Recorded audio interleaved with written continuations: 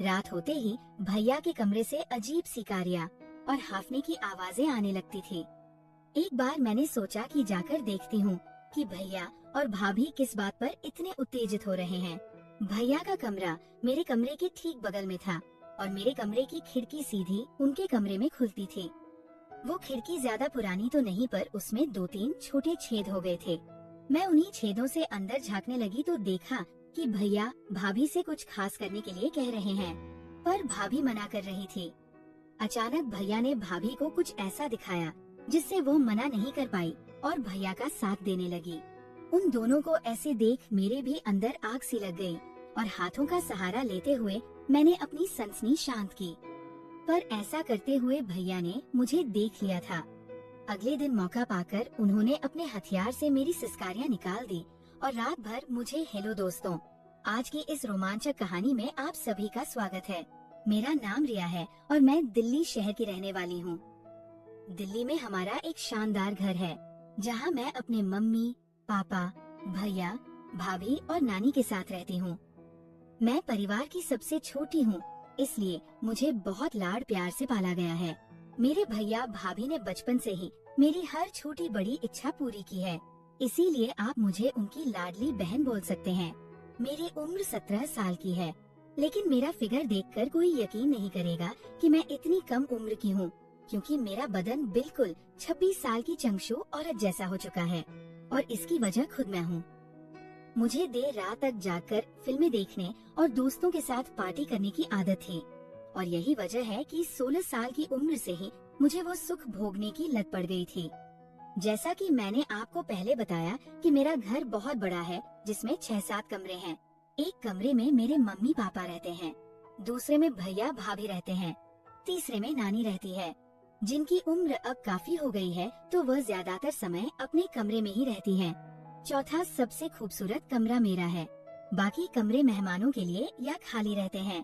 अब मैं अपने भैया भाभी की बात करूं तो भैया की उम्र 32 साल है और भाभी की 28 साल है। उनकी शादी काफी प्यार से हुई थी, इसीलिए दोनों अभी भी जवान और आकर्षक लगते हैं। भैया एक बड़ी कंपनी में मैनेजर हैं, जिनका ज्यादातर समय ऑफिस में बीतता है। भाभी बहुत सुंदर है, लेकिन उनकी सोच थोड़ी पुरानी है। उनका ज्यादातर समय घर संभालने और नानी की देखभाल में निकल जाता है। जितना मैंने उनके रिश्ते को समझा है, उससे साफ पता चलता है कि भाभी भैया को पूरा समय नहीं दे पाती है। वो उनकी सारी इच्छाएं पूरी नहीं कर पाती और यही वजह है कि कभी कभी उन दोनों में तनाव हो जाता है। एक रात की बात है कि हम सब डिनर करके सोने चले गए थे। तभी अचानक मुझे भैया भाभी के कमरे से वो आवाजें आने लगी। उनका कमरा मेरे बगल में था, इसलिए सब साफ सुनाई दे रहा था और वो आवाजें तेज होती जा रही थी। दोस्तों, सबसे पहले वीडियो को लाइक कर दो और चैनल को सब्सक्राइब कर दो। चलिए कहानी में आगे बढ़ते हैं। सब्सक्राइब जरूर कर देना दोस्तों। ऐसा नहीं था कि पहली बार ऐसा हो रहा हो, लेकिन मैं जानना चाहती थी कि आज क्या बात है। पहले तो सोचा सीधे जाकर पूछूं, लेकिन फिर लगा कि वो शर्मा जाएंगे, इसलिए मैंने खिड़की वाले छेद से देखने का फैसला किया।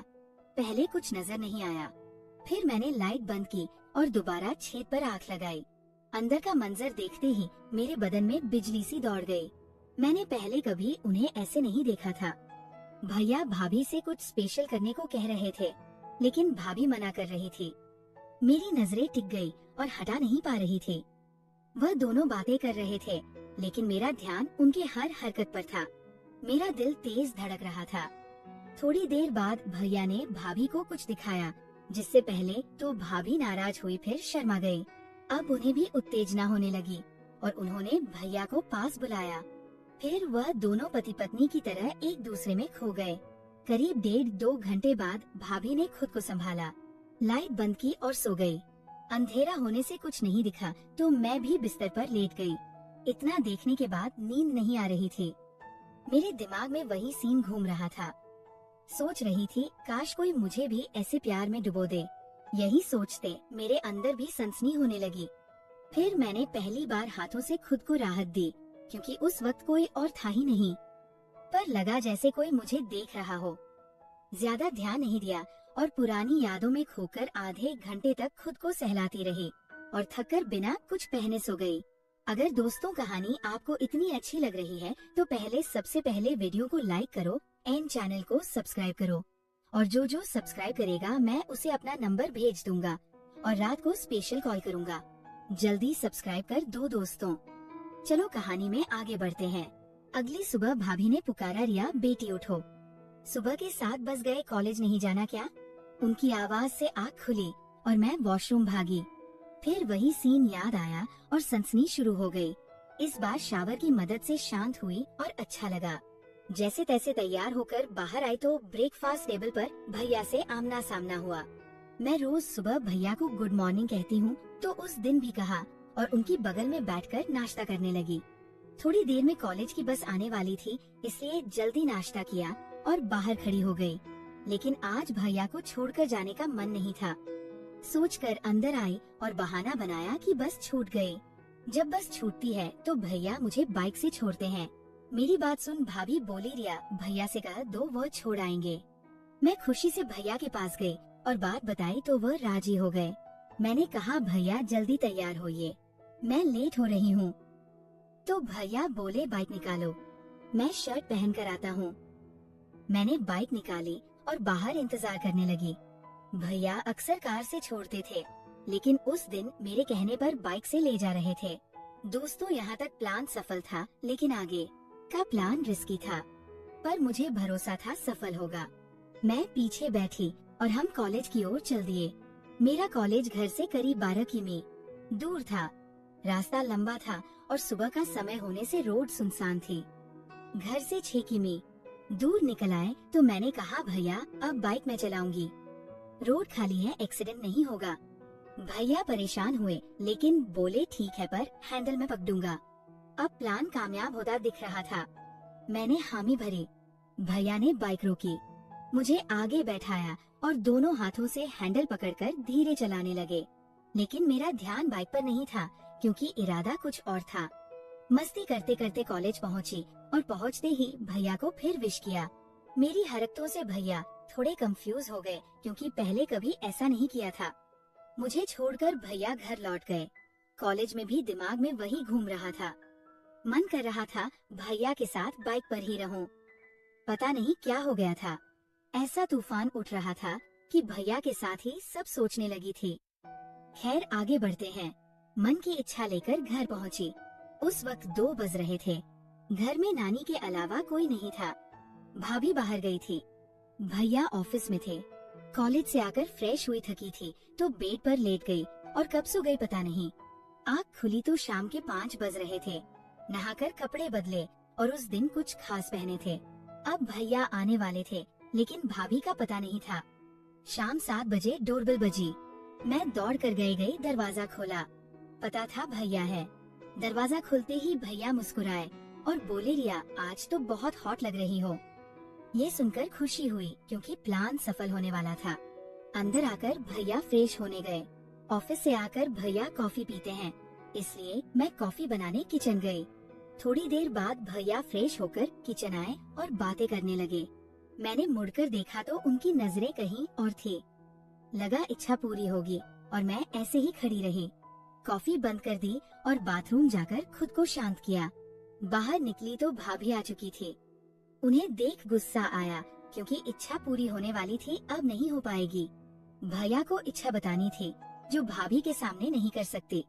भैया भी भाभी आने से उदास हो गए, क्योंकि ना वह करती थी ना करने देती थी। भाभी ने डिनर बनाया, सब साथ खाया। खाने के बाद भैया बोले, रिया चलो थोड़ा बाहर घूम आए।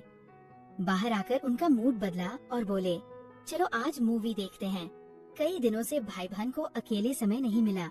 मुझे भैया पर बहुत प्यार आया कि वो अकेले में समय बिताना चाहते हैं। फिर हम बाइक से मल्टीप्लेक्स गए और रास्ते में भाभी को फोन कर बताया कि मूवी देखने जा रहे हैं। मल्टीप्लेक्स में पुरानी फिल्म लगी थी, इसलिए भीड़ कम थी। हॉलर में 40 से 50 लोग ही थे। भैया की समझदारी पर खुशी हुई। नई फिल्म में भीड़ होती, अच्छा समय नहीं मिलता। भैया ने महंगे टिकट लिए। अरे नहीं हुआ और हम बालकनी में बैठ गए। हमारे अलावा एक कपल आगे बैठा था। अब आराम था। फिल्म शुरू हुई, लेकिन मेरा ध्यान फिल्म पर नहीं भैया पर था, और वह भी मुझे तिरछी नजरों से देख रहे थे। बस शुरुआत कौन करे? मैं तो भैया का साथ पाने को बेताब थी और तभी लगा जैसे पैर पर कुछ काटा। मैं उछलकर खड़ी हुई। भैया घबराए, क्या हुआ? मैंने कहा कीड़ा काट लिया लगता है। भैया बोले कोई बात नहीं, अगली बार काटे तो मेरी सीट पर आ जाना, मैं तुम्हारी पर चला जाऊंगा। मैं बैठ गई। फिर 4 मिनट बाद जानबूझकर उछली। भैया हंसकर बोले रिया मेरी सीट पर आ जाओ। मैंने कहा नहीं भैया, आपको भी काटेगा। भैया बोले तो तुम भी मेरी सीट पर आ जाओ। मैं तैयार थी, तुरंत उनके बगल में बैठ गई और स्क्रीन देखने लगी। मैं उनके पास छोटी सी लग रही थी, उम्र भी कम थी। थोड़ी देर बाद भैया ने पैसे दिए, कुछ खाने को लाओ। मैं बाहर गई, ढेर सारा स्नैक्स ले आई। लौटी तो फिल्म चल रही थी। बैठते हुए कहा भैया आपके साथ मूवी देखना बहुत अच्छा लग रहा है। भैया बोले 1 मिनट उठो, मैं खुद को सेट कर लूं। अंधेरे में कुछ नहीं दिख रहा था। फिर बैठने को कहा तो मैं पास बैठ गई। फिर एहसास हुआ मेरे मन में जो था वही उनके मन में था, लेकिन कह नहीं रहे थे। हार कर मैंने इशारा किया। भैया समझ गए और जैसे भाभी उनके साथ करती हैं, वैसे मैंने उनका साथ दिया। हमने काफी देर एंजॉय किया, थक कर शांत हो गए। 2 घंटे बाद फिल्म खत्म हुई, लाइट जली। मैंने खुद को ठीक किया। बाहर निकले भैया ने पूछा मूवी कैसी लगी? मैंने हंसकर कहा ऐसी मूवी पहले कभी नहीं देखी भैया, लेकिन चलने में तकलीफ हो रही है। मुस्कुराकर भैया ने गोद में उठाया, पार्किंग तक ले गए, बाइक पर बैठाई और घर चल पड़े। उस दिन के बाद से भैया मेरा बहुत ख्याल रखते हैं और मैं भी उनका बहुत ख्याल रखती हूँ। कमेंट करके जरूर बताइएगा कि आपको ये कहानी कैसी लगी। आगे ऐसी रोमांचक कहानियों के लिए मेरे चैनल को सब्सक्राइब कर लें और बेल आइकन दबाना ना भूलें।